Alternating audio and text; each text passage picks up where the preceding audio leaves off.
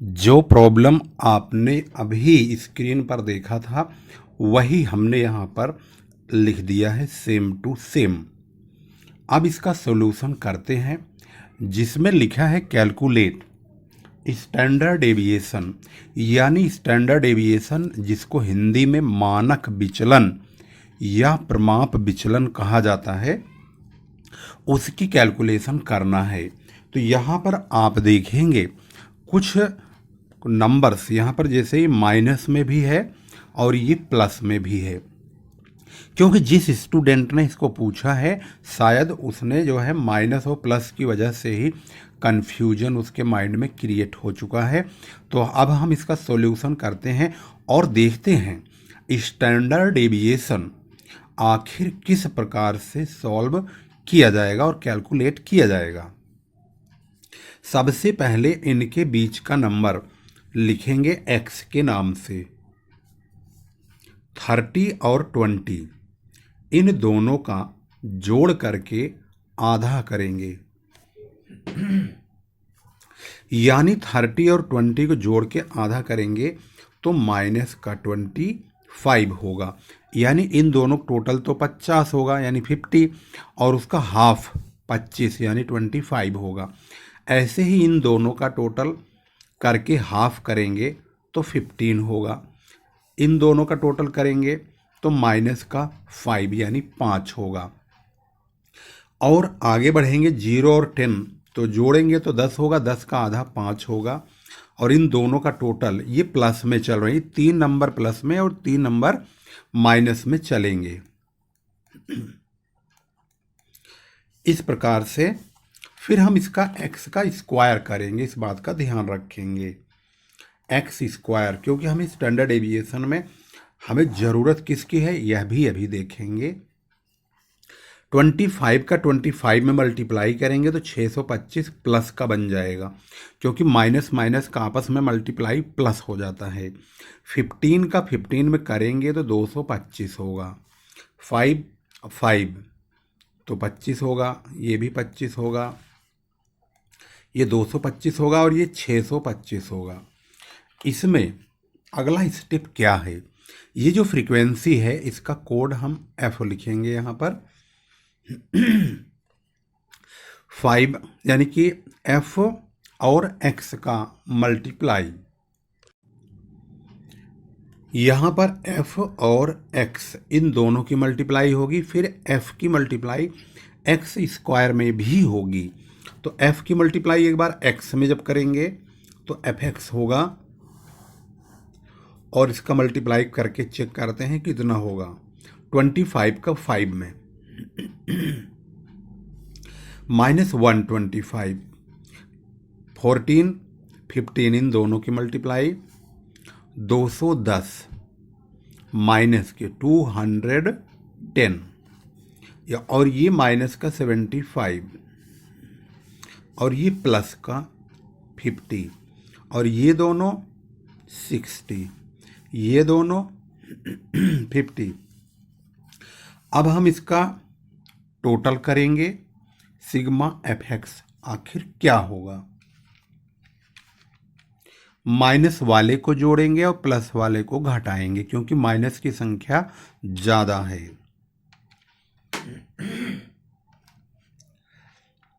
$125 plus 210 plus 75, इसमें से minus करेंगे 6 5 11 5 16, 160 माइनस कर देंगे 250 आएगा। तो यहाँ पे हम इसका टोटल 250 लिखेंगे। अब इसके बाद F की मल्टीप्लाई X स्क्वायर में होगी, तो यहाँ पर होगा FX स्क्वायर, इन दोनों की मल्टीप्लाई 625 की मल्टीप्लाई 5 में 3125, ये प्लस के नंबर होंगे क्योंकि ये प्लस में है। ऐसे ही 225 यानी 225 की मल्टीप्लाई 14 में यानी कि 14 में 3150, और इसी तरह से 25 की 15 में करेंगे 375 375। ऐसे ही 25 का 10 में करेंगे 250 और 225 का 4 में करेंगे तो 900 और 625 का 2 में करेंगे तो 1250 यानी कि 1250। अब इनका टोटल करते हैं कितना होगा। इन सब का total 3125 plus 3150 plus 375 plus 250 plus 900 plus 1250 यानी कि 1250। ये टोटल हो गया सिग्मा एफ एक्स स्क्वायर 9050। अब हम फार्मूला लगाएंगे। इस फार्मूले में स्टैंडर्ड डेविएशन पता लगाएंगे क्या होगा। रूट के अंदर sigma F X square upon N minus sigma F X upon N का होल स्क्वायर, ये फार्मूला है और इस फार्मूले में इसकी वैल्यू पुट करेंगे। एन जो होता है एफ के टोटल को एन कहा जाता है। 15 5 20 10 30 4 34 4 38 2 40 50 यानी कि जो इसका एन है वो 50 है। अब हम फॉर्मूले के अकॉर्डिंग यहाँ वैल्यू पुट करेंगे। 9050 यहाँ रखेंगे अपॉन 50 माइनस 250 अपॉन 50 और इस प्रकार से ऐसे करेंगे, रूट लगा देंगे। अब इसको हम डिवाइड करते हैं। 9050 को हम डिवाइड करेंगे 50 से तो हमें प्राप्त होगा 181। यहाँ लिखेंगे 181 माइनस इन दोनों को डिवाइड करेंगे तो यहाँ 5 आएगा। 5 का स्क्वायर यानी 5 का स्क्वायर करेंगे 25 आएगा। इसको आगे बढ़ाने से 181 में से 25 को लेस करेंगे, जाहिर है 156 ही आएगा। माइनस 25 तो 156 आया। 156 का फिर हम रूट काटेंगे। 156 अकॉर्डिंग टू रूट के अनुसार क्या बैठेगा, ये इसको डिवाइड कर दीजिए, मतलब रूट काट दीजिए इसका। रूट का बटन दबाने से होता है 12.4899 यानी कि 4 के बजाय 5 हो जाएगा ये एप्रोक्स में 12.5। ये मी जो स्टैंडर्ड डेविएशन है इसका आंसर है। इस प्रकार से कभी भी क्वेश्चन में घबराना नहीं चाहिए।